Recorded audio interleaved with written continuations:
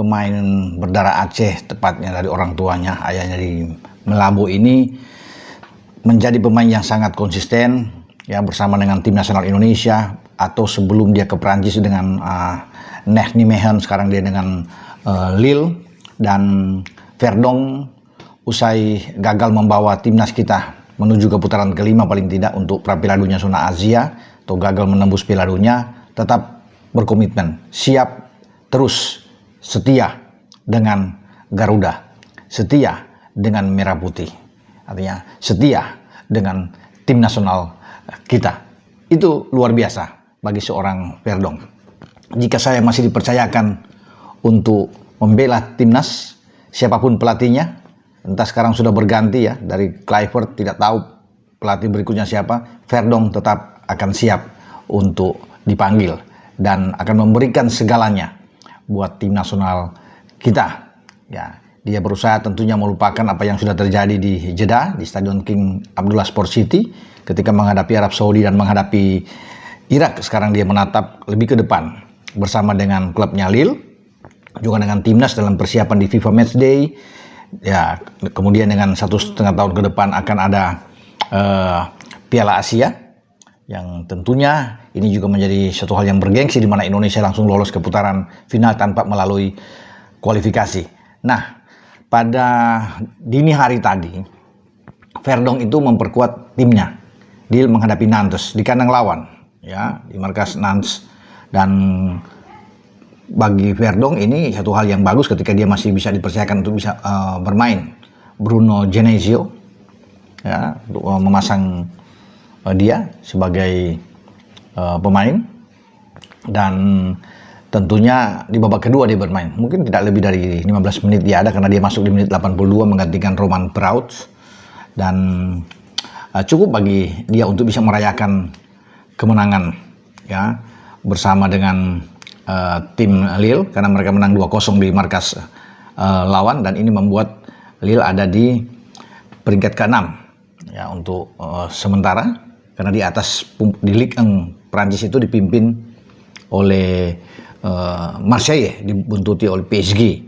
Dan Verdong selalu siap untuk bermain bagi klubnya. Persaingan dia ketat dengan Romain Braut ini karena mantan pemain Betis ya. Dan ketika Romain itu Braut cedera, dia yang menjadi mengisi utama di posisi bek kiri ya, selalu dimainkan di sana. Dan ketika Verdong masuk di menit 82, dia bisa memberikan ya kontribusi yang luar biasa. Ada sentuhan-sentuhan yang bagus, dalam 7 sentuhan dia dengan umpan-umpan yang jarang meleset, cuma membuat dia 100% memberikan operan-operan yang akurat sepanjang dia berada di lapangan. Dan dari Verdong kita bergeser, karena sebelumnya pada hari Sabtu Jai Ises bersama dengan Sassuolo, kapten tim nasional kita itu bermain imbang 0-0 dengan Lecce di Serie A Italia, yang membuat Sassuolo itu masuk ke 10 besar Serie A saat ini. Itu cukup oke lah kalau bisa dikatakan. Mereka berada di posisi 9, satu strip ada di atas Cremonese, klubnya Emil Audero. Karena klubnya Emil Audero, Cremonese ini akan bermain pada dini hari menghadapi Udinese. Jadi kalau menang akan naik ke posisi 9 dan membuat bagi Sassuolo turun ke posisi ke-10. Tapi bagi Jai dan kawan-kawan saya pikir oke ya, ketika mereka bisa mendapatkan 1 poin menghadapi Lecce, tentunya akan membuat kepercayaan diri bagi Jai dan kawan-kawan itu meningkat untuk menatap laga masih panjang. Ya, masih sampai Mei pada 2026. Tapi yang penting menjauh dari zona degradasi itu sangat baik bagi Jai Ises dan kawan-kawan, dan selalu dia dimainkan. Kemarin pelatihnya Davide itu memainkan dia, Fabio Grosso memainkan dia untuk di belakang, ya, tidak tergantikan bahkan sepanjang pertandingan. Nah, dari Serie A ke Bundesliga, Kevin Dix gagal ketika tandang ke Union Berlin, kalah dengan 3-1 dari klub tuan rumah. Tapi posisi Dix dipindahkan, bermain di posisi agak ke kiri, ya bukan di posisi dia yang mungkin di kanan atau sebagai bek tengah, dan dia bermain di sana full. Namun harus bisa menerima keadaan. Gladbach klubnya Dix tumbang di markas lawan. Jadi perlu kerja keras bagi Gladbach untuk terus bisa menghindar dari zona degradasi karena sekarang masih ada di bawah. Tentunya pekerjaan yang tidak mudah bagi Kevin Dix dan kawan-kawan ya selama di liga terbaik di Jerman ini. Dari sana kita coba bergeser ke Belanda. Kalau bisa dilihat sebelumnya pada hari Sabtu, Miliano Jonathans bersama dengan Utrecht itu mengalahkan Volendam yang di dalamnya ada pemain kita juga, pemain tim nasional kita, Mauro Silsa. Tapi sayang Silsa itu tidak bermain, ada dalam DSP, duduk di bangku cadangan tapi tidak dimainkan dalam pertandingan melawan Utrecht.